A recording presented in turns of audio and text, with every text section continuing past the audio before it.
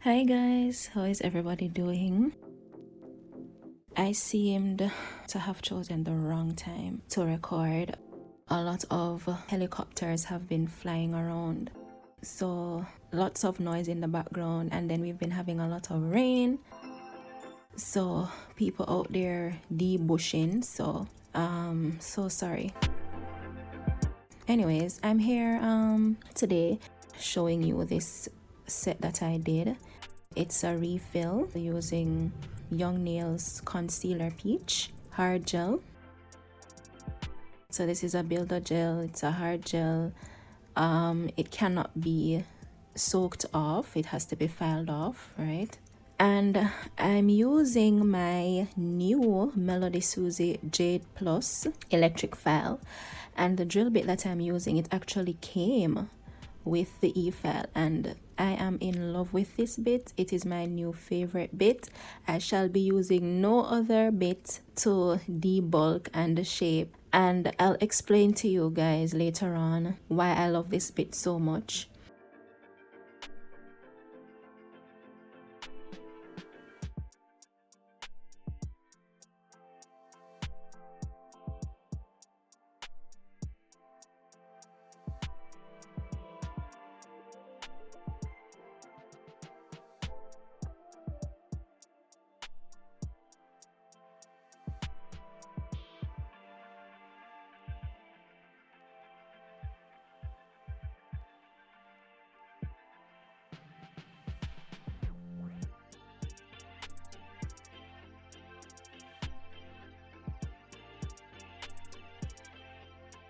So I'm just removing the old design, the old polish, and I'm spending a little bit more time on this index finger here because I did identify some lifting close to the cuticle area. So I'm just filing right below the lifting and just releasing that pocket, and then I will just go in with a nipper and just ease it off. So I won't be ripping it off or anything like that.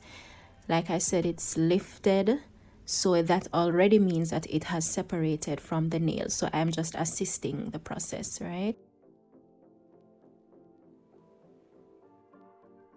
Alright, so moving on, I'm using my flame bit, my flame cuticle bit, and I'm using it in the reverse direction, and I'm just lifting up the cuticle from off the nail plate. And now I'm going in with this mini sanding band. This is also a recent addition to my collection.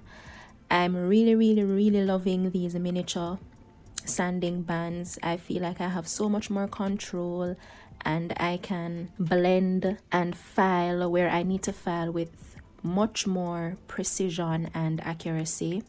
I highly recommend that you give these miniature sanding bands a shot. Pretty much just etching the new growth and removing any remainder gel polish. As you can see, I do still have some remnants of polish closer to the cuticle area or closer to where the natural nail meets the enhancement, and that is because I never use a carbide or ceramic bit anywhere near to the natural nail, right? For me, that's a big no-no. I always go in with a sanding band or a hand file to etch or file any form of natural nail.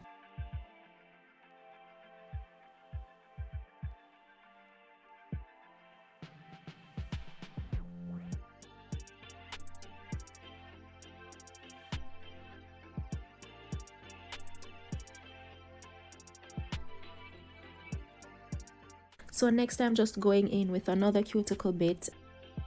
This is I'm gonna call it a round top cylindrical cuticle bit. Yes, so I'm just using that to file the skin around the cuticle area, and that's just to remove any dead skin and to smooth it out.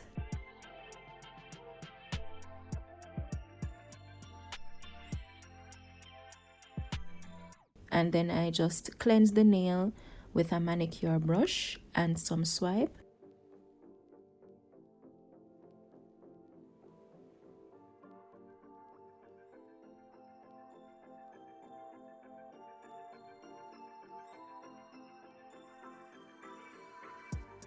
And then the last step in my preparation process is to apply 2 coats of protein bond.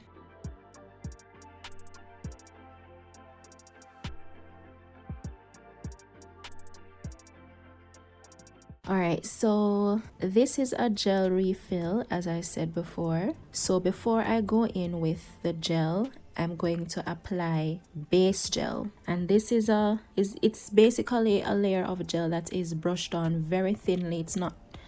You're not going to float it onto the nail, but you're just going to scrub it into the nail. So I apply that both to the natural nail and to the enhancement, and then I cure. So moving on to the actual refill, I apply a layer of the hard gel. So this will be used as like a slip layer, and this just helps, for a smooth and seamless application, and it also helps with the self-leveling. This gel self-levels very easily, and it also isn't too runny, so you do have adequate time to build the structure of your nail, without having to worry that it will run into the side walls. And of course, the temperature of your environment plays a major role with that as well. As you know, with gel, it's the opposite as with acrylic. So with gel, the warmer it is, the more runnier it gets, and the more cooler it is, the thicker it gets, right? It doesn't run as much. But just speaking generally, this gel in particular, it's not runny at all. And if I really wanted to, and if I really pushed myself, I think I could have done maybe 2 or 3 nails safely before curing. But I like to play it safe, because when things go wrong, it takes time to make corrections. So just to avoid having any kind of issue, I preferred in this case to cure the nails one at a time. And I didn't feel as if I was wasting time, because I was alternating between both hands. So I was always working, I was always moving.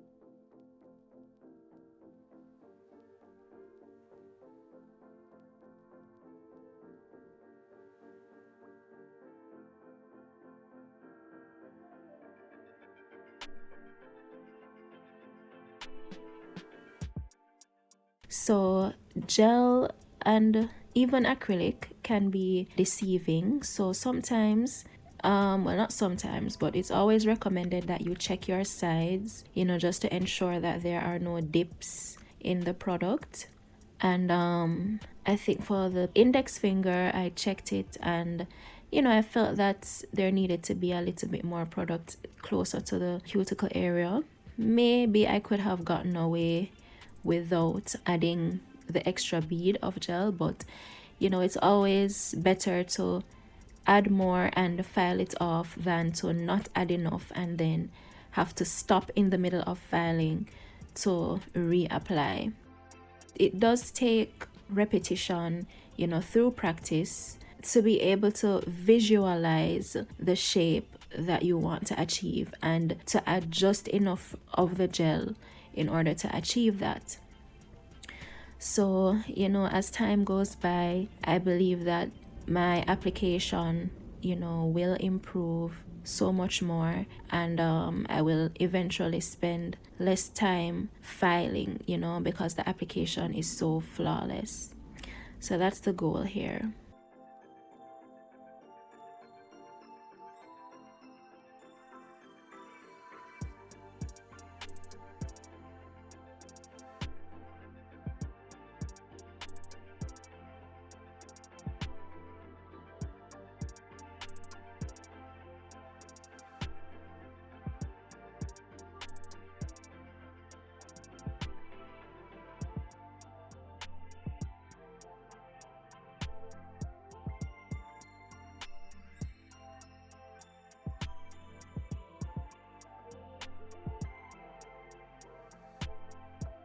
All right, so now that I've applied the gel, I'm going to saturate, and I'm going to say that again. Saturate the nails with alcohol. It's not enough to just put a little bit and wipe. You literally have to saturate the nails.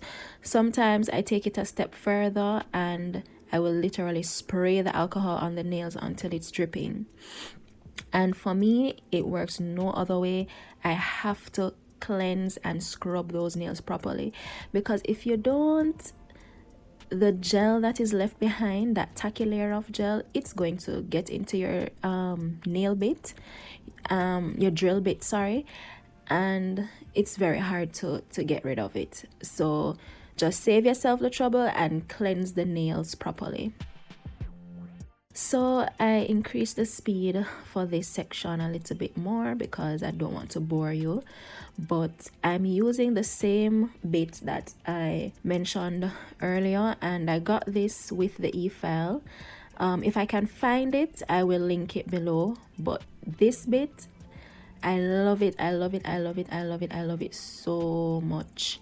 I mean, it's the perfect size, it's the perfect shape, and it allows me to get very close to the cuticle area, and it seals it off very nicely. And since I've been using this drill bit, I have actually eliminated about 1 or 2 steps that I would usually do during my filing process, right? So I will always encourage a beginner nail tech to explore and to try out different bits, try out different finish filing techniques, because I mean, what works for somebody may not work for you, you know. So yes, there's always an efficient way of doing something, but at the end of the day, I mean, you still have to do what works for you, do what's comfortable for you. And once you explore and you found a system, you found a set of tools that works for you, just stick to it and just keep practicing, and then eventually you will improve with your timing.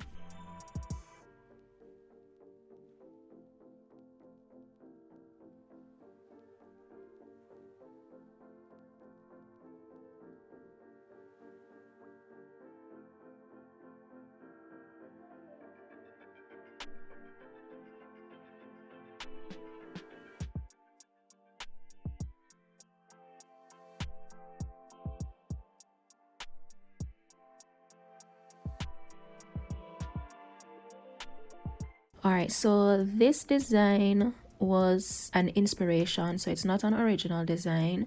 My client found the picture on Pinterest and she said that she wanted the design to be almost identical to the picture but just in another color, right? You noticed I went in with some matte top coat from Not Polish, and I added those. I applied it to her index finger and her ring finger. Reason being, those are the nails that I will be applying nail art to.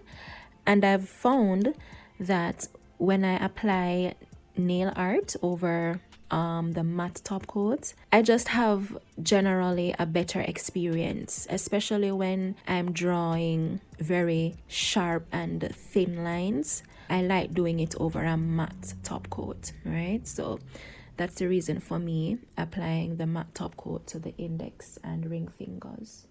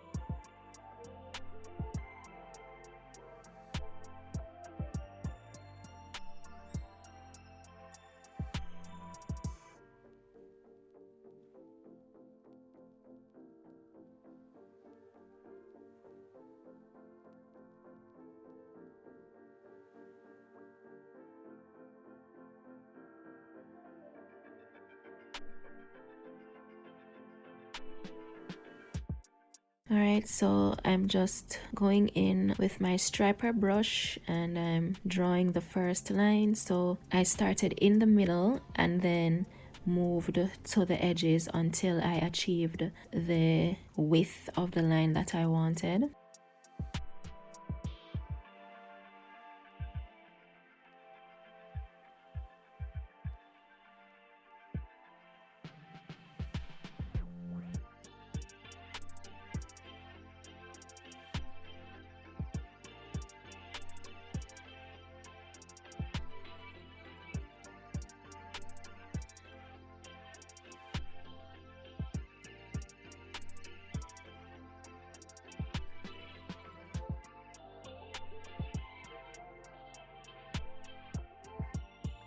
So one thing that I have learned, guys, with nail art is, for me personally, whenever I'm drawing anything on the nail, I like to start on the left side.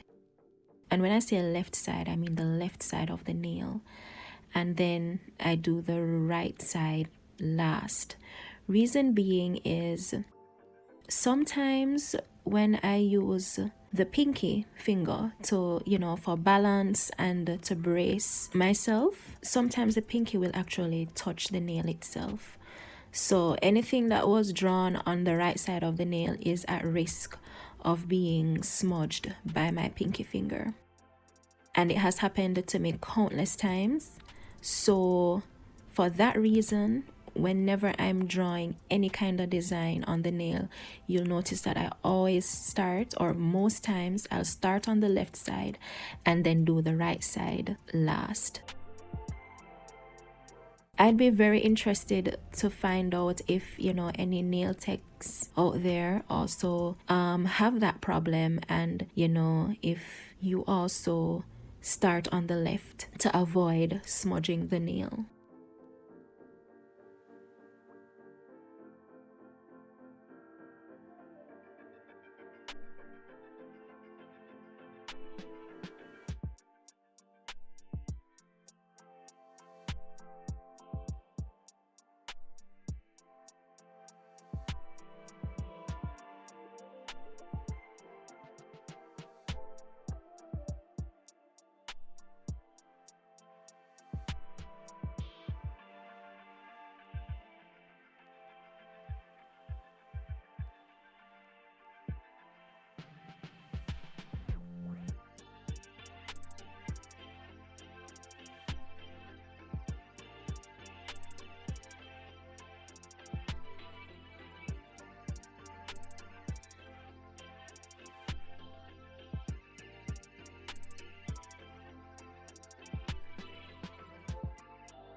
Alright, so I'm just comparing both fingers just to make sure that they're somewhat identical. You're not gonna get everything perfect, but these are the little things that you can do to help to make your work look near perfect, so that if there are any imperfections, a man on a galloping horse would not notice.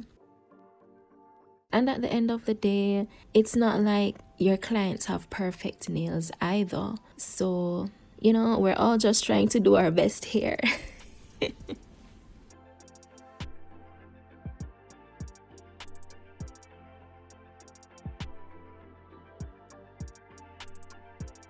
Alright, so I'm going in with the black gel polish to create these lines, and I will advise you guys to, if you're into nail art, invest in polishes that are made specifically for art, because the consistency is different. And because the consistency is different in that it's thicker, it will actually allow you to have more control over the details, and the lines will also be more pigmented. That means you wouldn't need to go over lines multiple times to get the perfect amount of opaqueness that you're looking for. And that's exactly what happened here. You know, the line wasn't coming out as opaque as I wanted it to be. And by going over it again, I ended up adding thickness to the line, which is not what I wanted. So you'll see me here removing that line and attempting to do it again.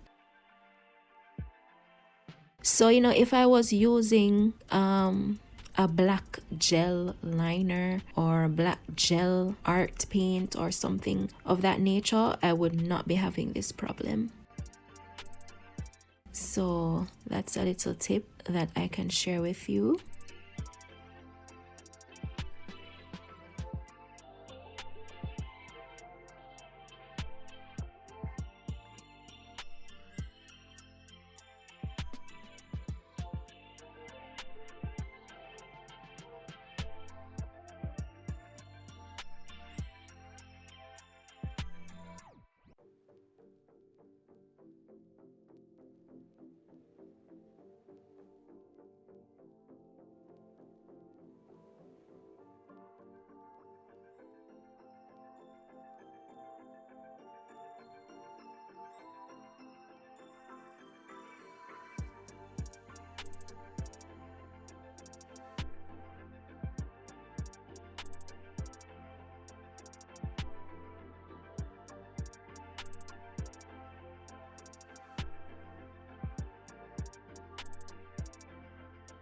So I was really proud with how these lines came out. You know, they weren't too bad. I only wished they were thinner, but you know, still not too bad at all.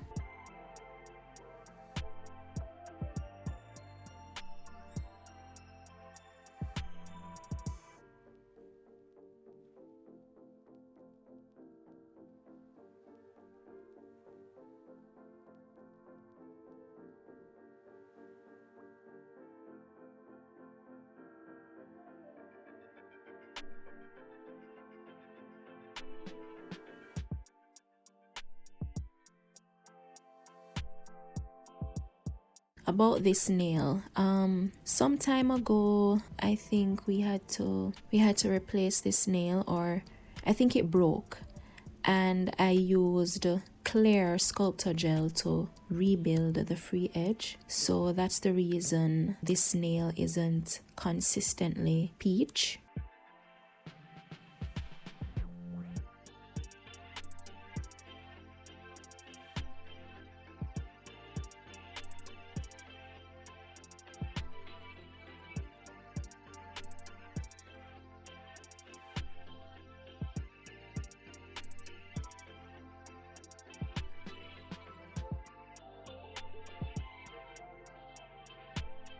So this is one of my clients who has lifting problems, and you know, her situation is actually an anomaly because I do not have that issue with the majority of my customers.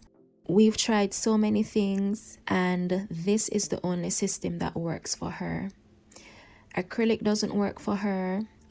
Gel-X does the Gel-X was better than the acrylic, but it still wasn't retaining as how, you know, we would want it to.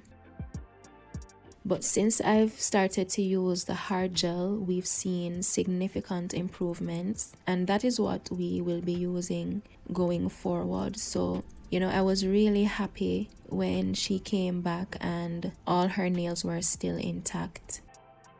This might be, you know, the first time in a very long time that I've been able to do a refill on her and all 10 nails are perfectly intact.